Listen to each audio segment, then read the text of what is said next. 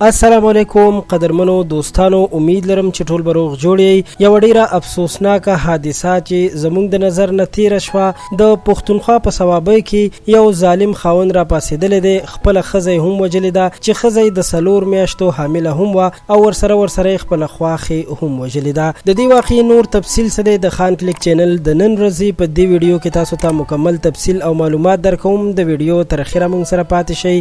قدرمنو دوستانو، دا واقعه 2 ورځې وړاندې په صوابئ کې شوې ده چې د مشر په خپلو خبرو کې وویل زما زوم زما په کور راغی، زما ښځه هم ویشته او ورسره زما لور چې د هغه ښځه کې د هغې هم ویشتلې ده. د واقعي تفصیل یې داسې بیان کو چې زما زوم خپل ورونو او مور سره جنګ کړی او بیا ماته وویل چې د کرۍ کور ونیسه، نیمه کرۍ به ته ورکوي او نیمه به زه، او دې سره به بیلونه هم په نیمه ورکوو. نو چې کله 13 میاشت 15,000 روپۍ بیل راغی او هغه بیل کې په د باندې نیمه پیسې راتلی، نو د هغه پیسې نه منلې. هغه وایي چې زما زوم خپل ورونو او مور سره ورانو، خو کله چې هغوی سره په اختر کې روغه وکړه او بیا زما کور ته راغی، نو زما ښځې یعنې خپلې خواښې پسې چاړه هم راخیستې وه او ویلي چې تا به زه په دې چاړه باندې ووهم. د هغې نه پس چې کله خلاصې وشو او موږ په کور کې ناست وو چې دوی به راشي او روغه جوړه به وکړو، خو دوی سره د خپلو خپلوانو راغلل چې کلشینکوپې هم ورسره وي او ډایرکټ راننوتل.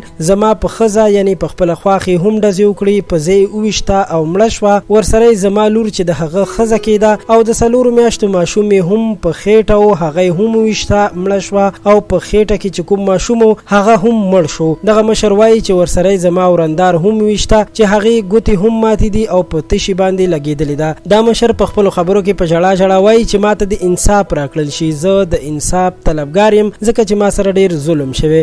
قدرمنو ملګرو، واقعا چې ډېر زیات ظلم شوی دی. په عدالتونو غږ کوو چې داسې مجرمانو ته سخت نه سخت سزا اوروي چې خپل انجام ته ورسي.